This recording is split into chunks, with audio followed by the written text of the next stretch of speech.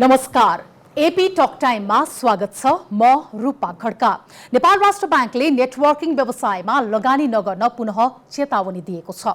Corona भाइरसका कारण देशको आर्थिक अवस्था खस्किएका बेला गैर कानुनी रूपमा क्रिप्टो करेन्सीमा लगानी बढ्दै गएको सूचनापछि नेपाल राष्ट्र ब्याङ्कले त्यस्तो लगानीमा प्रतिबन्ध लगाएको हो। प्रतिबन्धका बावजुद मनग्य आम्दानीको लोभका कारण ठूलो रकम बाहिर जाने अवस्था आएको छ। Hyper Fund, Joshi AL, Crown One, Solemax जस्ता पिरामिड व्यवसायमा लगानी गैर कानुनी भए पनि यसमा नेपालीहरूको आकर्षण किन र कसरी बढिरहेको छ? नियन्त्रणका लागि राष्ट्र ब्याङ्कको प्रतिबन्ध बाहेक अब के गर्नुपर्छ? यसै विषयमा केन्द्रित रहेर एपी टक टाइममा हामी कुराकानी गर्नेछौँ वरिष्ठ अर्थविद डाक्टर चन्द्रमणि अधिकारीसँग। यहाँलाई स्वागत छ। धन्यवाद, नमस्कार। राष्ट्र ब्याङ्कले भर्चुअल करेन्सी र क्रिप्टो करेन्सीमा कारोबार नगर्न भनेर दोहोर्याएर फेरि पनि चेतावनी जारी गरेको छ। दोहोर्याएरै दिनुपर्ने आवश्यकता किन भयो? हेर्नुहोस्, यो राष्ट्र ब्याङ्कले ठिकै गरे क्या, किनभने यो क्रिप्टो करेन्सी एक किसिमको यो डिजिटल है, डिजिटल करेन्सी हो। यो कतिले चाहिँ फेरि यो प्रोडक्ट हो, प्रोडक्टको त किनबेच त गर्न पाइन्छ भनेर तर्क पनि गरेका छन्। तर यो प्रोडक्ट भनेको कन्ज्युम भइसक्ने होइन, कन्ज्युम भएर गइसक्ने। जस्तो चाहिँ नि तपाईँले कुनै यो कर्डहरू भयो, अन्नहरू भयो, त्यसमा नि हुन्छ नि होइन, कमोडिटी मार्केटमा त्यो त कन्जम्सन भएर जान्छ, यो कन्जम्सन भएर जाँदैन। अब यो चाहिँ के हो भने 2008 पछि विश्वमा यो क्रिप्टो करेन्सीको चलन आयो। अब एडभान्स कन्ट्रीहरूको चाहिँ टेक्नोलोजी, उनीहरू हाई पावर टेक्नोलोजी र त्यो त्यसमा मानिसहरू पनि अभ्यस्त भइसकेका छन्। अब सिलिकन भ्यालीमा भन्नुहोस् त, अमेरिकाको चारवटा गाफा त्यहीँ चाहिँ नि सेन्टर नै त्यहीँ छ। गाफा भनेको चाहिँ गुगल, फेसबुक, एप्पल होइन आदिको।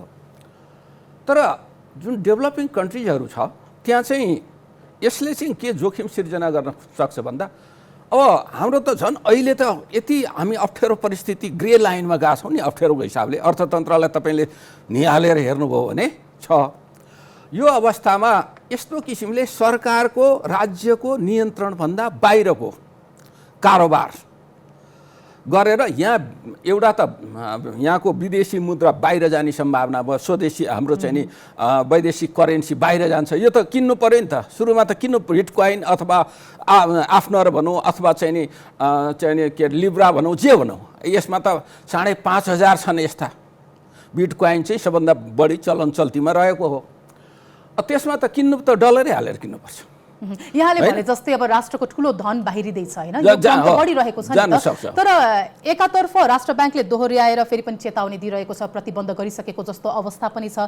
तर नेपालीहरू, विदेशमा बसेका नेपालीहरू हुन् अथवा नेपालमा बसेका विदेशीहरू फेरि यसमा लगानी गर्न हिचकिचाहट बिना अझ बढिरहेका छन्। अब यो चाहिँ नेपालीहरूले के बुझ्नुपर्छ भने नि, यसमा चारवटा जोखिम छ। हेर्नुहोस्, एउटा चाहिँ भोलि यसबाट ठगियो भने सरकारले यसलाई सहयोग गर्ने ठाउँ छैन। दोस्रो, डिजिटल रिस्क यसमा छ, तपाईँको ह्याक हुने सम्भावना बढी छ। हुन त अहिले यसमा यो ब्लक चेनको ल्याएर त्यो एउटा चाहिँ नि पब्लिक प्लेटफर्म दिएर अनि सबैको एकाउन्टमा एकचोटि जाने हुनाले त्यो नहोला। तर अदरवाइज यसमा सेकेन्ड ह्यान्ड सेल्स पनि हुने सम्भावना छ। त्यो त डिजिटल हो नि, कपी गरेर पनि सेल्स हुनसक्छ। त्यस्तो सम्भावना पनि अझै 0 भइसकेको अवस्था छैन। अर्को चाहिँ कुरा के छ भने, मार्केटकै हिसाबले पनि तपाईँले सेयर बजारमै, नेपालकै सेयर बजारमा पैसा हालेर कति मान्छे चाहिँ नि त्यो मार्केटलाई राम्ररी अध्ययन गरेर नगरिकन एउटा हिउँमा अथवा अरूको लैलैमा लागेर आफ्नो घरमा भएको खानु पिउनु, बच्चा पढाउनु पर्ने पैसा पनि हालेर ब्याङ्कबाट ऋण लिएर हालेकाले टाट पल्टेको अप्ठ्यारोमा परेको छ भने यसको बजारको जोखिम अर्को छ। बजार जोखिम अर्को के छ भने, तपाईँले यो पैसा करोडौँ लगानी गर्नुभयो, तपाईँ तलमाथि पर्नुभयो भने त्यसले कसले प्राप्त गर्दा यसको अनरसिप कहाँ जान्छ त? यी आदि यसका उहरू छन् भने अर्कातिर राष्ट्रको लागि चाहिँ एउटा म्याक्रो इकोनोमिक इन्स्टेबिलिटी क्रिएट गर्ने, फाइनेन्सियल इन्स्टेबिलिटी क्रिएट गर्ने हुने हुनाले यसलाई चाहिँ युवाहरूले चाहिँ के बुझ्नु पर्यो भने, यसका जोखिमहरू कम भएका ठाउँहरू खोजेर अन्यत्र लगानी गर्ने। एकातिर जस्तो भारतमै पनि थुप्रै दर्जनौँ यस्ता चाहिँ नि क्रिप्टो करेन्सीहरू क्रिएट गरेको छ। तर भारतीय सरकारले पनि के भन्यो भने यसमा लगानी नगर। भारतीय प्रधानमन्त्री मोदीले त के पनि भन्यो भने it will spoil our youth भनेर अहिले उनीहरूले अब यसलाई त चलाउने क्रिप्टो करेन्सी आवश्यक, भोलि डिजिटल करेन्सीको त आवश्यक विश्वमा हुन्छ समयक्रमसँगै। तर यसलाई चाहिँ एउटा कानुन ल्याएर कानुन अन्तर्गत चल्ने गरी उनीहरू कानुन बनाउँदैछन् र कानुन बनाउने कानुन चाहिँ को ड्राफ्ट पार्लियामेन्टमा सायद पेश पनि भएको छ। अब त्यसो गर्दा उनीहरूको सोचाइ चाहिँ के छ भन्दा यो आरबिआई छ नि, रिजर्भ ब्याङ्क अफ इन्डियाकै एउटा कन्ट्रोलमा र उसैको उसमा चाहिँ उसैबाट सिर्जना गरेको जस्तो अहिले राष्ट्र ब्याङ्कले गर्दा यसको कारोबार पनि नगर, यसको प्रयोग पनि नगर, यसको सिर्जना पनि नगर है भनेको छ नि। तीनटा कुरा भनेको छ नि होइन। एक खालको त्यो हुन त यसले डेरिभेटिभ मार्केट पनि जोडेको छ राष्ट्र ब्याङ्कले। त्यस कारणले पनि नेपाली युवाहरूले के ख्याल राख्नुपर्छ भन्दा यसरी आउन सक्ने भोलिका सम्भावित जोखिम। तपाईँले एउटा म उदाहरण दिन्छु। अहिले धेरै उच्च पदस्थ तहमा बसेका मानिसहरू पनि, बुझेका मानिसहरू पनि, सरकारी कर्मचारीहरू पनि, इभेन कि प्रहरीहरू पनि यो चिट्ठा आदिबाट ठगिएका छन्। भाइबरले चिट्ठा पठायो अथवा कसले चिट्ठा पठायो, ट्याक्स तिर्नलाई पैसा देऊ त्यसपछि तिम्रो $मिलियन तिमीलाई आउँछ भनेर ठगिने देशमा, वैदेशिक रोजगारीमा जाँदा भेरिफिकेसन गर्न नसकेर ठगिने देशमा अनि क्रिप्टो करेन्सी अहिले अरूले सिर्जना गरेको क्रिप्टो करेन्सी जसको नियन्त्रण एउटा कुनै चाहिँ नि सेन्ट्रल चाहिँ नि कन्ट्रोल छैन त्यसमा भनेपछि त्यसमा चाहिँ लगानी अहिलेलाई नगर्नु नै बेस छ। यद्यपि भोलिका दिनमा नेपाल सरकारले पनि अब जस्तो चीनले आफ्नै डिजिटल करेन्सी बनायो होइन, अमेरिकामा पनि लिब्रा भनेर त्यहाँ उनीहरूले त्यहाँको एउटा एजेन्सीले बनाएको छ, अलिकति सरकारले बढी गर्ने गरी। अब चीनले आफ्नै बनायो भने करिब करिब 143-44 देशमा छ, नभएको होइन, चल्या छ। तर उनीहरू कसरी चलाएका छन्, त्यसका कानुन के छ, जोखिम न्यूनीकरणको सम्बन्धी कुरा कसरी अगाडि बढ्यो भन्ने कुरा ख्याल गरेर सरकार पनि अघि बढ्नुपर्छ र यो आम जनताले पनि यसमा सचेत र सतर्क छ। यहाँले भन्नुभयो नि छिमेकी राष्ट्र भारतकै पनि उदाहरण दिइसक्नु भएको छ। त्यहाँ बिस्तारै अब कानुन पनि बन्ने जस्तो राखिएको अवस्था छ भने नेपालमा पनि त्यो किसिमको भविष्य हुन सक्छ कि सक्दैन? नेटवर्किङ व्यवसायलाई कानुनमै पनि समाहित गरेर यसलाई सबल बनाएर अगाडि जान सक्ने स्थिति हुन्छ कि हुँदैन होला? हुनसक्छ। भोलि हामीले पनि तपाईँको सेन्ट्रल ब्याङ्क छ, सेन्ट्रल ब्याङ्कबाट डिजिटल करेन्सी सिर्जना गरेर त्यो हुनसक्छ। भोलि सार्क लेभलमै पनि एउटा डिजिटल करेन्सी होइन, सार्कले हुन त सार्क चाहिँ नि त्यति एक्टिभ हुन सकेका छैन विविध कारणले, त्यसका हाम्रा पोलिटिकल कारणहरू छन् होइन। तर सार्क भोलि चाहिँ भयो भने सार्क बेसमा डिजिटल करेन्सीहरू बनाउन सकिन्छ। त्यसरी गर्नु चाहिँ उपयुक्त नै हुन्छ।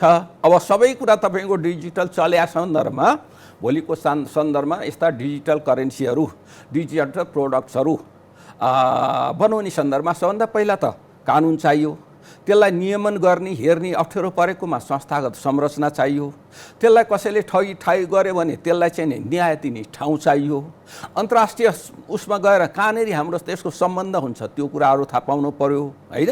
तर हामीले लिँदाखेरि कुन ठाउँका कुन देशका कहाँबाट क्रिएट गरेका चाहिँदा कुन बढी विश्वस्त हुन्छन्, भरपर्दा हुन्छन् भनेर त्यो सूचना हामीसित हुनु पर्यो। त्यति हुँदाखेरि त भोलिको दिनमा अब यसको लागि त अध्ययन, जस्तो नेपाल राष्ट्र ब्याङ्कले के भनेको छ भने हामी पनि अध्ययन गर्दैछौँ भनेको छ अनि त्यो अध्ययनबाट आइसकेपछि त केही सूचना आउला नि। त्यस कारणले अब एकदम अगाडि बढ्न खोज्नु युवाहरूको राम्रो चरित्र चाहिँ हो त्यो होइन। नयाँ कुरा आयो भने त्यसैमा प्रवेश गर्नु, तर नयाँ कुरा आयो भन्दैमा जोखिममा अनि खाल्टोमा पस्नु त भएन नि। त्यहाँनिर तल हिरा पाइन्छ अरे भनेर त्यो आफै फस्ने गरी जानु चाहिँ हुँदैन। त्यस कारण यो कुरामा नेपाल राष्ट्र ब्याङ्क, अर्थ मन्त्रालय, राष्ट्रिय योजना आयोगले पनि विशेष खालको गर्नुपर्ने हुन्छ र आम सर्वसाधारणले पनि यस्तो कुरालाई ख्याल राख्नुपर्छ। हो, अब अनलाइनबाटै यसको खरिद बिक्री हुने हुँदाखेरि पनि अब त्यो खरिद गरेको मुद्रा कहाँ गइरहेको छ, केमा लगानी भइरहेको छ भनेर एक्ज्याक्ट थाहा त नहुने भयो। यद्यपि अनलाइनमा पहुँच नभएका गाउँका मानिसहरू पनि यसमा फसिरहेका छन्। अहिले अब हाइपर फन्डकै नाममा पनि गाउँमा अवैध कारोबार सुरु भइसकेको अवस्था छ होइन। हामीले अघि पनि भन्यौँ नियन्त्रणका लागि भनेर राष्ट्र ब्याङ्कले जुन चेतावनी जारी गर्यो त्यो मात्र त यसको लागि पुग्ने जस्तो देखिँदैन। अरू के हुनुपर्छ त यसलाई नियन्त्रण गर्नको लागि? अब यसको लागि चाहिँ एउटा त सबभन्दा चेतना अवृत्ति नै, सचेतना नै हो, मान्छेलाई अवेरनेस क्रिएट गर्ने नै हो। जस्तो तपाईँ हिजो ढुकुटी खेले, तपाईँले ढुकुटी अहिले पनि खेल्छन्, ढुकुटी अहिले नै खेल्छन्। ढुकुटीबाट धेरै डुबेका, धेरै मान्छेले आत्महत्या गरेका कथाहरू हामीले चाहिँ नि स्टोरीहरू सुनेका छौँ। त्यस कारणले भोलि त्यही कुराहरू क्रिएट नगर्ला भन्ने छैन। अब नेपाल हाम्रो देश कस्तो छ भने एउटा वर्ग एकदम डिजिटलाइजेसन भइसकेको छ। काठमाडौँमा बस्ने, विराटनगरमा बस्ने, भैरवा चाहिँ नि मेजर सिटीहरूमा बस्ने एउटा वर्ग चाहिँ कस्तो छ भन्दाखेरि एकदम सामान्य कुरा पनि उसलाई थाहा छैन होइन। अहिले मोबाइल चलाउन नजान्ने पनि त धेरै छन् नि त होइन। मोबाइलमा अर्काले नम्बर हानिदिएर राखिदिएको मात्रै थिच्ने पनि त हामी कहाँ हुनुहुन्छ भनेपछि ती वर्गलाई पनि फेरि त्यहाँनिर ठग्ने कुराहरू पनि हुनसक्छ। तपाईँले उदाहरणको लागि अर्को म भन्छु, अब पैसा कमाउने नाममा एउटा के अरे प्यानमा दर्ता गर्यो, भ्याटमा दर्ता गर्यो, गाउँमा अथवा मजदुरी गर्ने व्यक्तिको नाम ल्याएर उसको नागरिकता दर्ता गरिदियो, अरबौँ रुपियाँ कारोबार गरिदियो, त्यो सम्बन्धित व्यक्ति बेपत्ता भइदियो। अहिले ती मान्छेहरू जेलमा परेको अवस्था छ हेर्नुहोस्। त्यस कारणले भोलि त्यही अवस्था भोलि नहुन सक्छ। त्यस कारणले सतर्क भएर यसमा तिनटै तहका सरकारले अब चाहिँ नि यस्तो कुराहरू विद्यालयहरूमा पुर्याउनुपर्छ, शिक्षकहरूमा पुर्याउनुपर्छ। अनि त्यस्तै त्यो घर घरै पुग्छ के, त्यो सञ्जाल त छ नि त। फेसबुकहरूमा चाहिँ नि सामाजिक सञ्जालमा सरकारले र जान्ने मान्छेहरूले पनि ल्याइदिनुपर्छ। त्यस कारणले गर्दा यो सबै त्यसको विधि विधान पद्धति को कुराहरू व्यवस्थित नभइकन हो हल्लामा लाग्दा गोल्ड कोस्ट भनेर पहिला पनि त्यो डेरिभेटिभ्स आएर धेरै ठगिएको कुराहरू हामीसित छ होइन। त्यस कारणले कहिलेकाहीँ अब मन अहिले चाहिँ ठग्ने प्रवृत्ति मन नहोला, त्यो गर्नेलाई पनि अर्कोलाई नै गरायो गर्यो, अब त्यसमा लगेर डेरिभेटिभ्समा लगिदिने आदि गर्दाखेरि। तर भोलि चाहिँ उहाँबाट आफू ठगियो भने बाहिरकोबाट जोसित ऊ जोडिएको छ उसित ठगियो भने त आफूले ठगिने भए। त्यस कारणले अब यसमा सबभन्दा ठुलो कुरा चाहिँ प्रचार सचेतना, अवेरनेस तीनटै तहका सरकारले चाहिँ गर्नुपर्छ। गत बिहिबारकै कुरा भन्नुपर्दाखेरि 3 जना नेपाली युवाहरू चाहिँ जसको हामीले उमेरको समूह हेर्ने हो भने पनि 20 वर्षदेखि 30 वर्षको उमेरका 3 जना युवाहरूलाई चाहिँ यस्तै किसिमको अवैध कारोबार गरेको कारण चाहिँ पक्राउ गरिएको छ होइन। युवाहरूमा चाहिँ नेटवर्किङ व्यवसायप्रतिको अझ रुचि बढी हो कि उनीहरूमा छिटो पैसा कमाउन पाइन्छ भन्ने किसिमको त्यो एउटा लोभले हो कि कसरी यसमा फसिरहेका होलान् त? यसो एउटा हेर्नुहोस् रूपाजी, एउटा युवामा के हुन्छ भने नि सबै कुरा चाँडो गरौँ भन्ने हुन्छ, त्यो स्वाभाविक हो। नयाँ कुराप्रतिको उत्सुकता पनि हुन्छ। अहिले फेरि अर्को हामी एकदम उपभोक्तावादी संस्कृति हामीसित अहिले चाहिँ तपाईँको यो पेन्डामिकले त के गरिदियो भने नयाँ खालका आवश्यकताहरूको सिर्जना गरिदिएको छ। अहिले तपाईसित चाहिँ नि स्मार्टफोन नभई भने जीवन नचल्ने अवस्था भइसक्यो।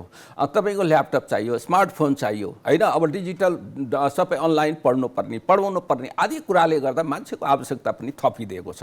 त्यो अवस्थामा घर पैसा पनि छैन होला। त्यसैले गर्दा युवाहरूले चाहिँ उनीहरू स्वभावतः नयाँ कुरा खोज्ने एउटा त्यो उत्सुकता त्यो राम्रो हो। फेरि त्यसलाई उपयुक्त ठाउँमा वा खोजहरूमा सिर्जनामा लगाउन सक्यो भने त त्यसले राम्ररी गर्छ नि। कति युवाहरूले तपाईँको चाहिँ 20 वर्ष मुनिकाले नै राम्रो खालका चाहिँ यो वैज्ञानिक अनुसन्धानहरू गरे पनि त छन् नि होइन। रोबोट बनाउनेदेखि लिएर हेलिकप्टर बनाउनेदेखि लिएर पनि गरेका छन्। तर म कहिलेकाहीँ भन्छु अब मलाई यसो अरूले बाहिरबाट हेर्दा गाडी पनि चढ्या छ, हातमा 2-4 पैसा पनि छ, नाम पनि छ है, नेम पनि छ, फेम पनि छ, मनी पनि छ, गजब गरे होला भने। तर मेरो अहिलेको अवस्था मात्रै हेरिदिनु भएन कि युवा पुस्ताले। यहाँ आइपुग्नलाई मैले उदाहरण मात्रै आफूलाई दिएँ, मभन्दा धेरै चाहिँ हाई चाहिँ नि प्रोफाइलवाला व्यक्तिहरू हुनुहुन्छ। सबैले के गरे हुन्छ भने ठुलो दुःख गरे हुन्छ, सङ्घर्ष गरे हुन्छ। त्यो ओर्लिँदा तल गइकन फेरि बिस्तार उकालो लाएर आएको हुन्छ भने चाहिँ त्यो युवाले के बुझ्नु पर्यो भने त्यो इतिहास पनि त्यो अनुभव पनि त्यो सङ्घर्ष पनि खोजिदियो भने त्यो सङ्घर्षलाई अलिकति छोट्याउनु सङ्घर्षमा चाहिँ जान्छु तर सङ्घर्षलाई म अलिकति छोट्याउँछु भनेर गयो भने चाहिँ दिगो हुन्छ। अहिले युवाहरूमा चाहिँ फलानले पैसा कमाए मै पनि ओभरनाइटली पैसा कमाउँ भन्ने प्रवृत्ति पनि छ। त्यही युवाहरूलाई दोष मात्रै दिनु होइन कि हामीले पनि त्यस सन्दर्भमा राज्यले गार्जियनले होइन सबैले त्यसप्रति अलिकति हामी सचेत हुनुपर्छ, भूमिका हामीले पनि निभाउनुपर्छ। हजुर, गैर कानुनी क्रिप्टोकरेन्सी खरिद बिक्री गरेको पाइएको खण्डमा चाहिँ अहिले नेपालमा कस्तो कानुनी कारबाही हुन्छ? हेर्नुहोस्, अब कानुनकै सन्दर्भमा अब जस्तो भनौँ वैदेशिक लगानी सम्बन्धी प्रविधि सम्बन्धी ऐन छ, वैदेशिक लगानी सम्बन्धी तथा प्रविधि हस्तान्तरण सम्बन्धी ऐन छ एउटा। त्यसलाई हामीले चाहिँ विदेशमा लगानी गर्न पाइँदैन होइन, प्रतिबन्ध अहिले नै विदेशमा लगानी गर्न प्रतिबन्ध गरेको छ। विदेशी विनिमय सम्बन्धी ऐन छ, नेपाल राष्ट्र ब्याङ्क सम्बन्धी ऐन छ। यी विविध ऐनहरू छन्। अहिले मैले ठ्याक्कै यही यो बेला भनेर कसलाई कसरी भयो भन्ने त भएन। त्यो ऐन कानुनले के भन्छ भने त्यो ऐन कानुनको मर्यादाभन्दा बाहिर गएर त्यो न विदेशी विनिमय गर्न पाइन्छ, न चाहिँ नि अनधिकृत किसिमले वस्तुको कारोबार गर्न पाइन्छ, न विदेशमा लगानी गर्न पाइन्छ। त्यस कारण यसरी गरेको लगानी भनेको त एक ढङ्गको विदेशमै लगानी हो। त्यो त पैसा हामी कहाँ त क्रिएट गरेका छैन, बाहिरै जान्छ त्यो पैसा, विदेशी मुद्रामै जान्छ फेरि। त्यस कारणले ती कानुनहरूले पनि यसलाई समात्छ।